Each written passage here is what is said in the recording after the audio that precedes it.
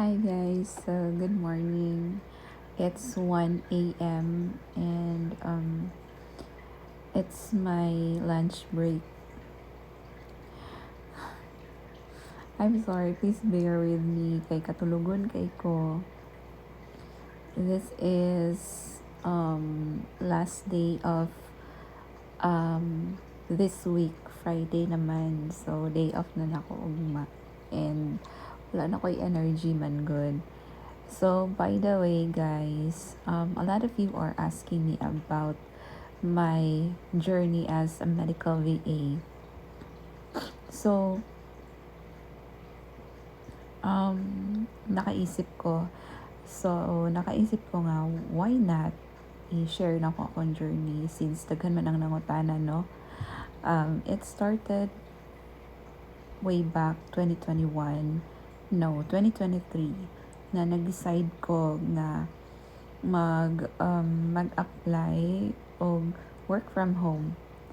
And honestly, halos tanan na mga agencies sa social media is na ako na siya, na applyan na ako.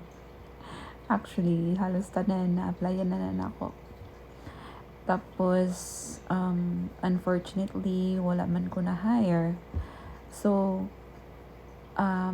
after that, nag-try ko sa Hello Rage.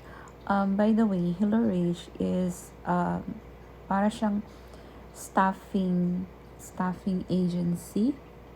Like, they will train you, and then after the training, they will match you with their client nga based in USA. So, ang nahitabo guys is I started with Hello Rage. Training lang ko dito sa Hello Rage for like almost 2 months ang ilang training, and then you have to pass the assessments. Like they have assessment, live scribing, phone certification, and I forgot the other one. No, daghan silang assessment na you have to pass all of those assessment. Napa sila yung mga quizzes, requirements. Akong masulti, very strict ang ilahang training. Like, it's a tough training, guys.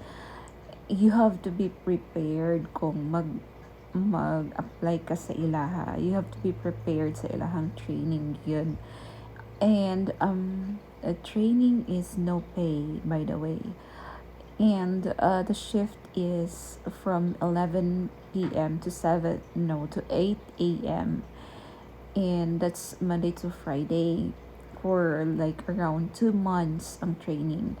And then after the training, diha pa ka magka-pay kung ma-match na ka sa client.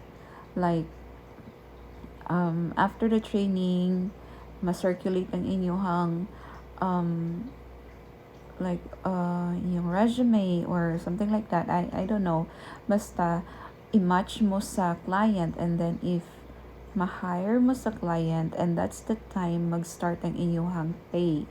Ang pay is $7 per hour. For me, okay na siya. Okay na siya as, you know, as a medical VA nga no experience at all. Okay na siya nga rate actually, no? It's giving. Okay na siya nga rate, guys. In my case, wala na ko nahuman ang training. It's because na yung mga technical issues na experience sa training. Like, I don't know, unsa nahitabo sa ako ang computer, like every time nga mag-join ko sa Zoom, like mawala akong kalit, mag-leave akong kalit, mag-shutdown ang ako ang computer. And like what I said, strict sila sa training. So, na-suspended ko kay many times naman siya nahitabo nga mawala ko sa Zoom meeting. And so moto na suspended ko and na-rebatch ko. Na balhin ko sa batch nga nag-follow sa mua. So, katong time nga na-rebatch ko is nag-try ko nga mag-apply ko sa Upwork. Wala lang, naisip lang ako nga mag-try ko sa Upwork. Why not?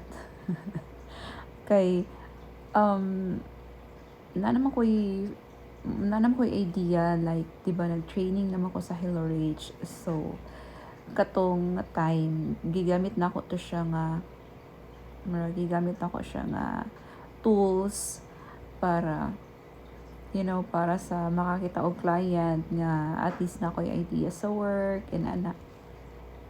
And luckily, nakakita ko client sa Upwork. That is my first client good sa Upwork. My rated time is $5 per hour and the shift is morning shift. I couldn't ask for more, guys. Kay okay na yun siya for me. And then,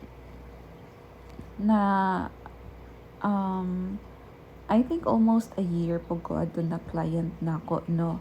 And then after that, nag-change ko og niche, like, course creation, and then sad ko, executive VA, and what else? Nag-try po ko og editing, video editing, social media manager, and daghan ko na client adto ng mga part-time lang siya. And then na-realize na ako nga gusto ko nga magka-premium client ba nga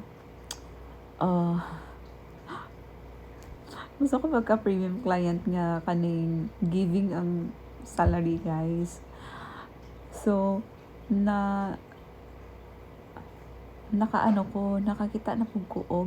nakakita ko og client as an executive VA ko sa iya. And okay ka ito akong experience sa iya, kay she's very good. She, like, basta ganahan kay ko sa iya, ganahan mo ko sa akong work, kay ako ang shift is flexible, like I can work morning, and pag di na ako matapos ang ako ang work sa morning, continue na pud na ako siya pagkaugma, inana ba. And na-stop lang ang na-stop ang among project, so that's why gilit go ko niya. And then after that, na-realize na ako nga magbalik loob ko sa medical, kay medical man yun ang ako ang first choice, no.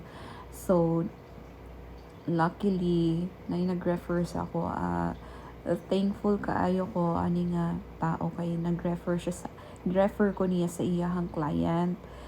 And then until now, working yapon ko adto nga client. And dili na lang nako i-disclose kung unsa na company, or basta dili na ako i-disclose kung unsa nga company. Basta ang akong position is a nurse manager ang akong position, and clinical onboarding specialist. Ang company is based sa New York and New Jersey. Mao lang ako masulti. Hindi na ako i-disclose ang company, guys. So, mao tong ako ang journey, medyo libog siya, kay daghan kog na try nga mga lahi-lahi nga mga task or mga work before ko nag-focus sa medical. So, yeah, mao lang to. Good luck sa tanan nga nagapangita og client. Kaya nyo yan, guys.